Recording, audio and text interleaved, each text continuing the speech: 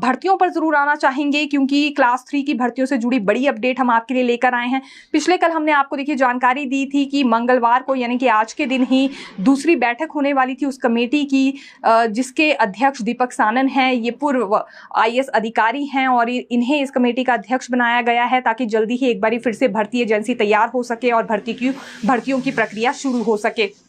तो फिलहाल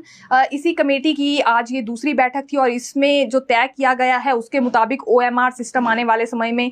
खत्म किया जा सकता है क्लास 3 की भर्तियों में, क्योंकि कमेटी के सदस्यों की ओर से ये तर्क दिए गए हैं कि इस सिस्टम की वजह से काफ़ी सारी भर्तियों में धांधलियां हुई हैं और इसकी जगह हो सकता है कि कंप्यूटर बेस्ड टेस्ट सिस्टम यहाँ पर यानी कि सीबीटी सिस्टम यहाँ पर शुरू कर दिया जाए। फिलहाल सोच विचार हो रहा है, लेकिन सोच विचार करने के साथ साथ अभी तक जो तय हुआ है, जो बात फाइनल हुई है, वो ये भी हमारे समक्ष आई है कि अपनी सिफारिशों में इस बात को ये कमेटी ऐड करने वाली है और जो एक तरह से रिपोर्ट सरकार को सबमिट की जाएगी उसमें एक ये सिफारिश भी जाने वाली है जिसमें ओएमआर सिस्टम को खत्म करने की बात हो रही है। हालांकि जो युवा कुछ एक अभी तैयारी कर रहे हैं आने वाले समय में भर्तियों को लेकर, उन पर इसका किस तरह का प्रभाव पड़ता है, बाकी बेरोजगार युवाओं पर इस फैसले का किस तरह का प्रभाव पड़ता है, ये अभी आने वाले दिनों में पता लग जाएगा, क्योंकि सोशल मीडिया के जरिए ही यहाँ पर बहुत सारे बेरोजगार युवा अपनी आवाज उठाना शुरू कर चुके हैं। दूसरी बड़ी बात करना चाहेंगे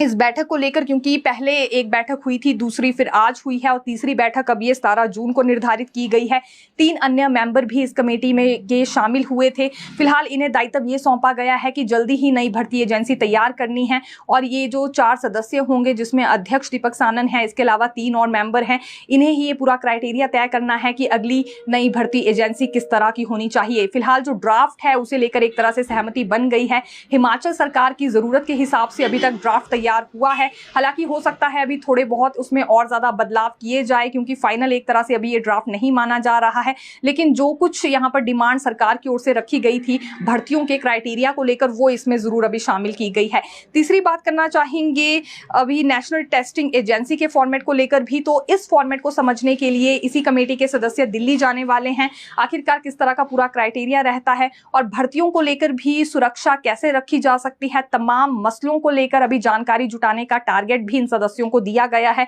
तो इसमें अभी और समय लगेगा, उसके बाद ही यहाँ पर तीसरी बैठक देखिए बुलाई गई है। तो एक तो देखिए स्टाफ सिलेक्शन बोर्ड के ड्राफ्ट को लेकर आज चर्चा हुई है। अभी तक जो भी डिमांड्स रखी गई थी सरकार की ओर से, अधिकारियों की ओर से, ताकि भर्ती प्रक्रिया में आने वाले समय में किसी तरह की कोई परेशानी ना आ सके, तो उसे लेकर ड्राफ्ट तैयार हुआ था, उस पर चर्चा भी हुई है। अभी तक वो सारी चीजें उसमें शामिल भी कर ली गई है। दूसरी बड़ी बात, जैसा कि हमने कहा, वो नेशनल टेस्टिंग एजेंसी को लेकर है। अब इसका फॉर्मेट समझने के लिए ये दिल्ली जाने वाले हैं, दूसरी ये बात फाइनल हुई है। और तीसरा जो सबसे बड़ा फैसला एक तरह से आज ले लिया गया है वो ओएमआर सिस्टम को लेकर लिया गया है कि कमेटी अपनी रिपोर्ट में सिफारिश को शामिल करने वाली है। जब सरकार के पास ये रिपोर्ट पेश की जाएगी तो उसमें कमेटी ये डिमांड रखेगी कि ओएमआर सिस्टम को खत्म कर दिया जाए। हालांकि कितना सरकार इसे सुनती है, अब ये फाइनल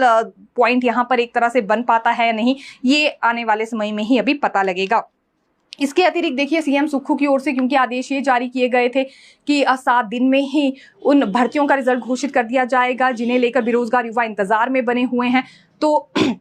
ये 7 दिन की डेडलाइन भी कब की खत्म हो चुकी है, लेकिन अभी थोड़ी सी हलचल हमें लोक सेवा आयोग में भर्ती प्रक्रिया को लेकर तेज नजर आई है। हालांकि विजिलेंस क्लियरेंस भी इस मामले में लोक सेवा आयोग ने मांगी थी, फिलहाल क्लियरेंस अभी तक नहीं मिल पाई है। दूसरी बड़ी बात यह है कि वो भर्तियां जिनमें रिजल्ट घोषित हो गया था लेकिन नियुक्तियां देना ही शेष रह गया था, तो वहां पर अब विभागों पर ही ये बात पूरी तरह से डिपेंड रहती है कि कब तक वो विजिलेंस ब्यूरो से क्लियरेंस मांगते हैं। अगर ये क्लियरेंस उन्हें विजिलेंस से मिल जाती है तो उसके बाद वो नियुक्तियों की प्रक्रिया शुरू कर सकते हैं, यानी कि डॉक्यूमेंट वेरीफाई करने के बाद फिर नियुक्तियां दी जा सकती है अगर रिजल्ट पहले ही घोषित हो गया था और महज यहां पर डॉक्यूमेंट वेरिफिकेशन जैसी प्रक्रिया ही शेष रह रही है।